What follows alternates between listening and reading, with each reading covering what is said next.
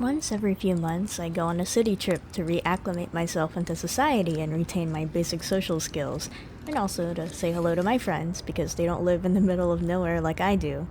It's really fun to catch up with my friends and see what they're up to, though I find it hard not to feel like I'm falling way behind them.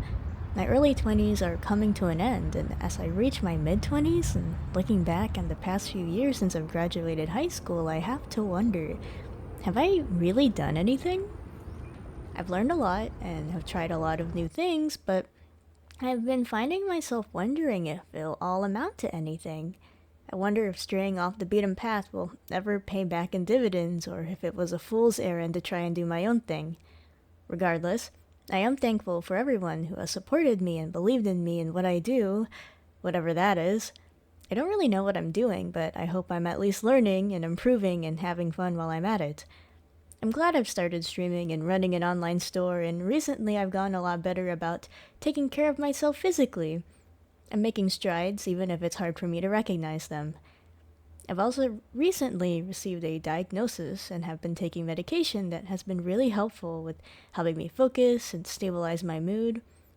It's been a big change, but it has me feeling more optimistic. Optimistic enough that, although it's been 4 years, with my new treatment, I've recently applied to go back to school again. Wow! I had dropped out of college for a myriad of reasons, but the biggest amongst them was that I really did not want to be there. I had no idea what I wanted to do, and I've long since held a terrible association with school and how difficult I found it to get myself to, complete assignments and keep up with my peers.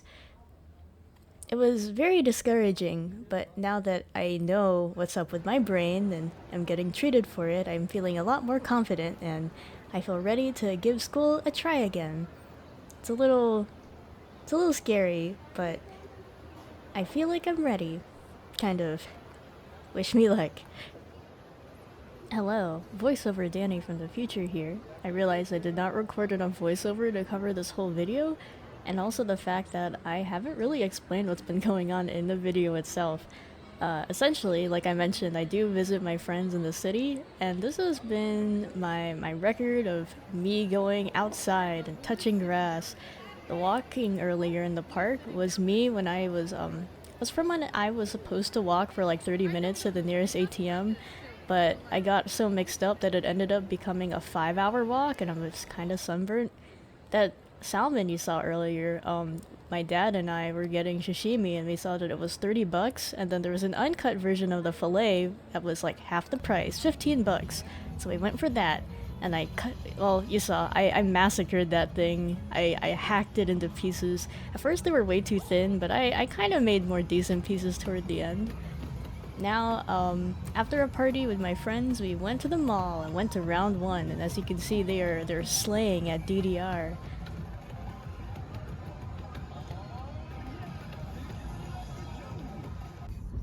Car rides with my friends, I think, have to be my favorite part. I mean, everything else is good, but something about, going on a night drive with your friends as they blast music in the air, sometimes the windows rolled down, occasionally my friends having a smoke. It's really soothing, really relaxing, especially after a long day. It kind of rocks you to sleep, and it's just overall very chill.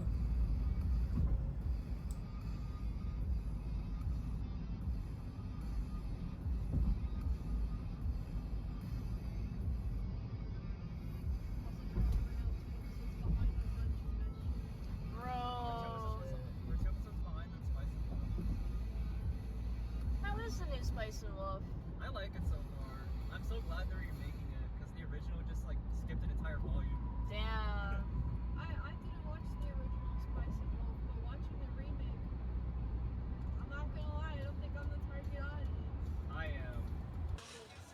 Oh boy, oh boy. Okay, so we went to this hot pot and Korean barbecue place, and it was really delicious. The Korean barbecue was delicious, the hot pot was delicious. As you can see here, they had a conveyor belt of stuff you could add to your hot pot. We avoided the noodles like the plague though, because we know that's really filling, and we're real eaters, so we're trying to eat as much as we can and make the most of our money. Speaking of money, so usually you spend 25 to $30 here, but because we had such a large group, we were hit with that service fee. So, oof, Ouch. Bougie. It is very fancy looking. Like you would order it at a restaurant. So, another highlight of visiting the city is getting to hang out with my sister. And my sister, she's been getting like really into her cooking game. I would say like she's been doing it lately, but she's honestly been doing this for like a couple of years now. And I'm like, wow. In general, my sister's like very much an adult, at least compared to me. She's supposed to be my younger sister, but honestly, a lot of the time she feels like the older sister. She's even taller than me. It hurts a little bit, but you know, it's fine. But getting to hang out with her is definitely possibly the highlight of getting to visit the city.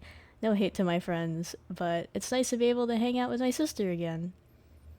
Also, another benefit is having access to sweet drinks and like teas and boba because man, there's really nothing much like that out in the middle of nowhere. Man, I've had like a lot of salmon on this trip. I realized this. I may be a salmon fiend. I considered changing my persona into a bear because of how much salmon I like and how much I love to eat raw salmon. Hum yum yum yum. But yeah, that's my city vlog. Sorry for the lack of updates. I know I said I wanted to try updating my YouTube channel monthly, but I've kind of been slipping up. But hey, thanks for being here. I'll see you next time, whenever that is.